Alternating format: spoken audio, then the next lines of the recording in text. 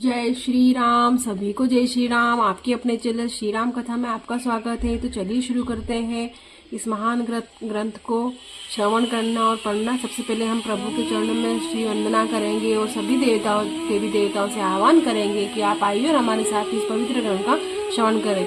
और क्षमा कीजिए, बाहर की आवाज़ से अगर थोड़ा सा आपको डिस्टर्ब हो रहा है, इसके लिए मैं क्षमा चाहती हूँ। तो चलिए शुरू करते हैं।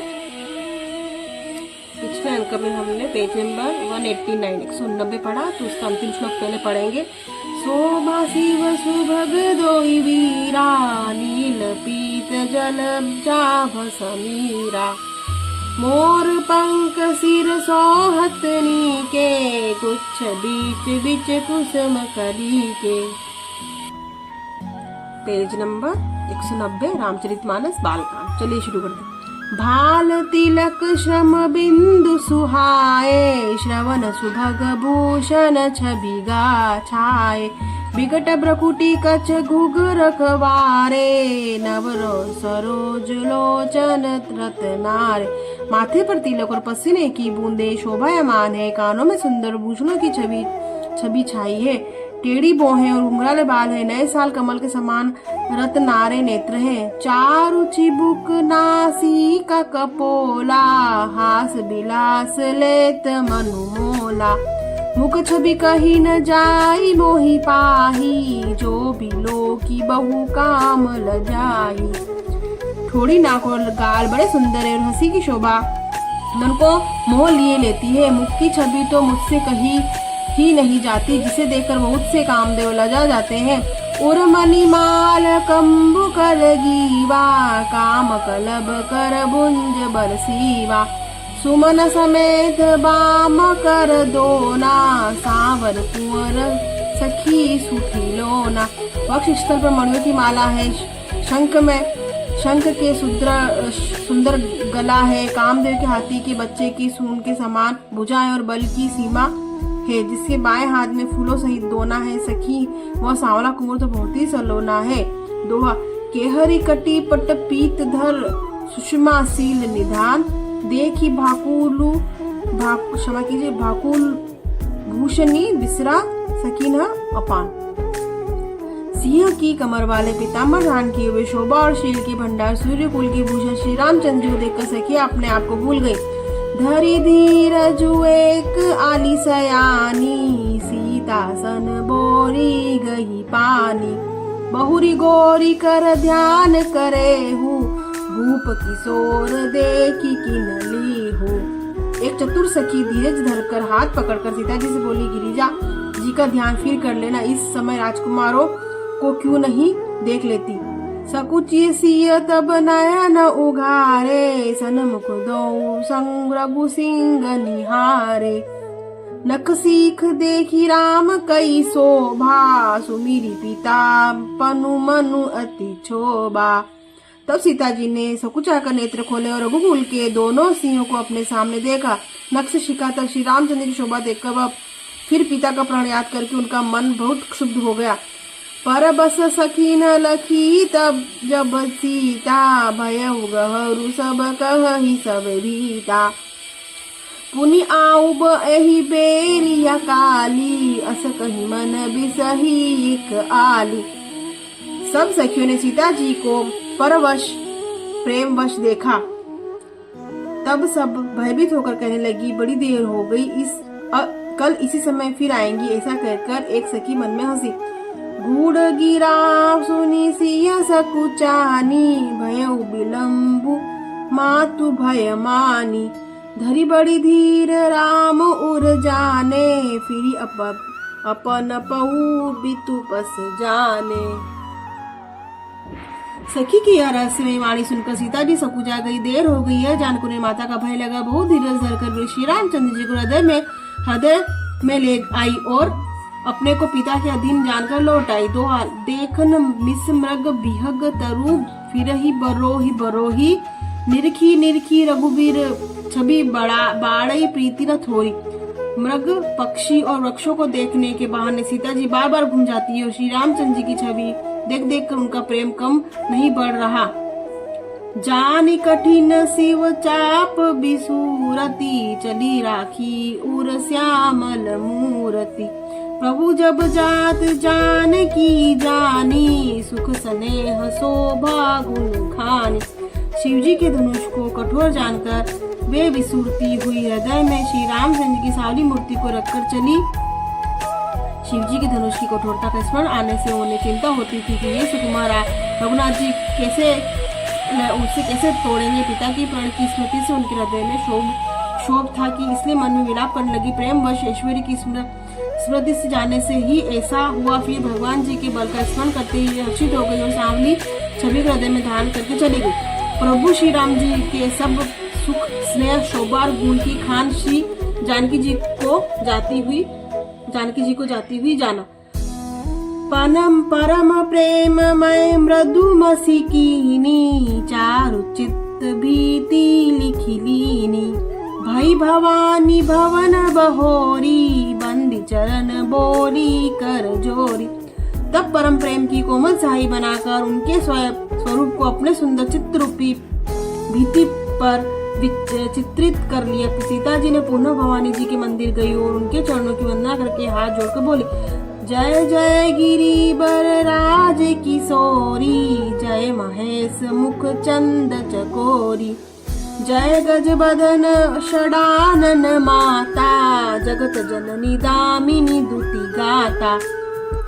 हे श्रेष्ठ पर्वत के राजा हिमाचल की पुत्री पार्वती आपकी जय हो, जय हो। हे महादेव जी की मुख रूपी चंद्रमा की चकोरी आपकी जय हो। हे हाथी के मुख वाले गणेश जी और 6 मुख वाले स्वामी कार्तिक जी की माता, हे जग जननी, हे बिजली की सी कांति युक्त शरीर वाली आपकी जय हो। नहीं तव आदि मध्य अवसाना, अमित प्रभाव बेदु नहीं जाना। भव विभव पर भाव कारिणी, विश्व विमोहनी स्व सबिहारिणी। आपका न आदि है, न मध्य है, न अंत है। आपके असीम प्रभाव को वेद भी नहीं जानते। आप संसार के उत्पन्न पालन को और नाश करने वाली, विश्व को मोहित करने वाली और स्वतंत्र रूप से विहार करने वाली है।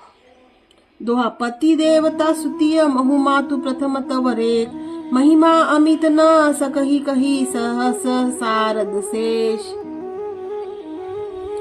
पति को इष्ट देव मानने वाली श्रेष्ठ नारियों में माता आपकी प्रथम गणना है। आपकी अपार महिमा को हजारों सरस्वती और शेष जी भी न कह सकते। सेवत तो ही सुलभ फल चोरी, वरदायनी पुरारी पियारी।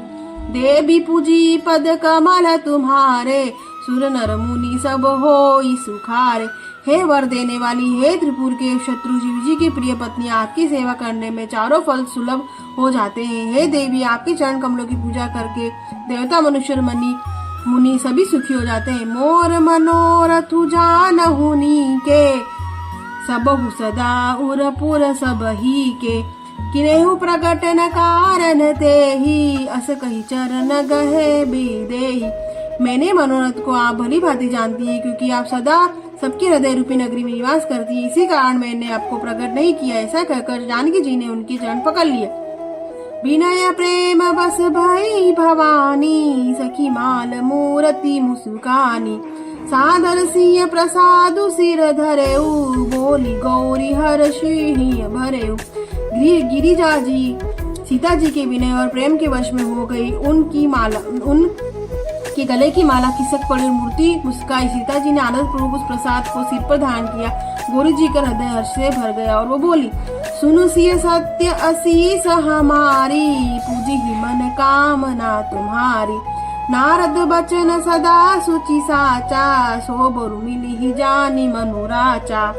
हे सीता, हमारी सच्ची आशीष सुनो, तुम्हारी मन कामना पूरी होगी। नारद जी का वचन सदा पवित्र और सत्य है, इसमें तुम्हारा मन अनुरक्त हो गया है, वही वर तुमको मिलेगा। छंद। मनु जाही राचे हूँ, मिली ही सो बरु, सहज सुंदर सांवरो। करुणा निधान सुजान सीलू, सनेहु जानत रावरो। एति भांति गौरी असीस सुनी सिय, अहित हिय हर्षि अली। तुलसी भवानी निहि पूजी, पुनि पुनि मुदित मन मंदिर चली। जिसमें तुम्हारा मन अनुरक्त हो गया है, वही स्वभाव से ही सुंदर सांवला वर तुमको मिलेगा। वह दया का खजाना और सुजान है, तुम्हारे शील और स्नेह को जानता है। इस प्रकार गौरी जी का आशीर्वाद सुनकर जानकी जी समेत सही सब सखियां हृदय से हर्षित हुई। तुलसीदास जी कहते हैं, भवानी जी को बार बार पूछकर सीता जी प्रसन्न कर मन से राजमहल को लौट चली। सोठा जानी गोरी अनुकूल सिय हिय हर्षु न जाई कहीं मंजुल मंगल मूल बाम अंग फरकल लगे। गोरी जी की अनुकूल जानकर सीता जी के हृदय को हर्ष हुआ। वह कहीं जा सकती है। सुंदर मंगलों के मूल उनके बाएं अंग फड़कने लगे। हृदय सराहत सियलो नाई गुर समीप गवने दो भाई। राम कहा सब कौशिक पाही सरल सुभाव छुअत छल नाई। हृदय में श्री सीता जी के हृदय को सराहना करते हुए दोनों भाई गुरु जी के पास गए। श्री रामचंद्र जी ने विश्वामित्र जी से सब कुछ कह दिया, क्योंकि उनका सरल स्वभावी छल तो उसे छूता ही नहीं। सुमन पाई मुनि पूजा कीनी पुनि असीस दुहबाही नदीनी। सफल मनोरथ हो तुम्हारे राम लखनु सुनि भय सुखारे। फूल पाकर मुनि जी ने पूजा की, फिर दोनों भाइयों को आशीर्वाद दिया कि तुम्हारे मनोरथ सफल हो। यह सुनकर श्री रामचंद्र जी लक्ष्मण सुखी हुए। करी भोजनु मुनि वर विज्ञानी कहे कहन कछु कथा पुरानी। विकत दिवस गुरु आय सुपाई श्रद्धा करन चले दो भाई। श्रेष्ठ विज्ञानी मुनि विश्वामित्र जी की भोजन करके कुछ प्राचीन कथाएं कहने लगे। दिन बीत गया और गुरु जी की आज्ञा पाकर दोनों भाई संध्या करने लगे। प्राची दिसी शशि भय सुहावा सिय मुख सरिस देखी सुख पावा। बहुरी विचारु कीन मन माई सिय बदन समहिम करनाई। पूर्व दिशा में सुंदर चंद्रमा उदय हुआ। श्री रामचंद्र जी ने उसे सीता के मुख के समान देखकर पाया। फिर उनसे विचार किया कि यह चंद्रमा सीता जी के मुख के समान नहीं है। जन्म सिंधु पुनि बंधु विष दीन मलिन संकलन सिय सुख समता पाव किमी चंदु बपारु रंग। खारे समुद्र को तो इसका जन्म, फिर विष इसका भाई। दिन में यह मलिन रहता है और कलंकी है। बेचारा गरीब चंद्रमा जी की सीता की मुख की बराबरी कैसे पा सकता है। घटई बड़ई बिरहिनी दुखदाई ग्रसई राहु निज संधि पाई। कोक शोक प्रद पंकज द्रोही अवगुण बहुत चंद्रमा तोहि। फिर यह घटता बढ़ता है और विरहिणी स्त्रियों को दुख देने वाला है। राहु अपनी संधि में पाकर उसे ग्रस लेता है। चक्रवेग को शोक देने वाला और कमल का वेरी है चंद्रमा तुमसे बहुत ही अवगुण है। बेदेही मुख पट तर दीन है होई दोष बड़ अनुचित कीने। सिय मुख छवि विधु ब्याज बखानी गुर पही चलनी सा बड़ी जानी। अतः जानकी जी की मुख की तुझे उपमा देने से बड़ा अनुचित कार्य कर्म करने का दोष लगेगा। इस प्रकार चंद्रमा के भानी सीता जी की मुख की छवि का वर्णन करके बड़ी रात हो गई। जान है वे गुरु जी के पास चले। करी मुनि चरण सरोज प्रणामा आय सुपाई किन्ह विश्रामा। विगत निसार गुनायक जागे बंधु बिलो की कहन अस लागे। इसका हिंदी में अर्थ जानते हैं। मुनि के चरण कमलों में प्रणाम करके आज्ञा पाकर उन्होंने विश्राम किया। रात बीतने पर श्री रघुनाथ जी आगे जागर भाई को देखकर ऐसा कहने लगे। तो आज हमने पेज नंबर 91, 93 कंप्लीट किया, संपूर्ण किया। अब अगले अंक में हम पेज नंबर 194 पेज नंबर पढ़ेंगे। तो हाथ जोड़कर सभी देवी देवताओं से हम क्षमा याचना करते हैं। अगर इस महान ग्रंथ को पढ़ने सुनने में किसी प्रकार की भी त्रुटि तो कृपया क्षमा करें। और आप सभी श्रोतागण चैनल को लाइक करें, सब्सक्राइब करें, शेयर करें, प्लीज सपोर्ट करें।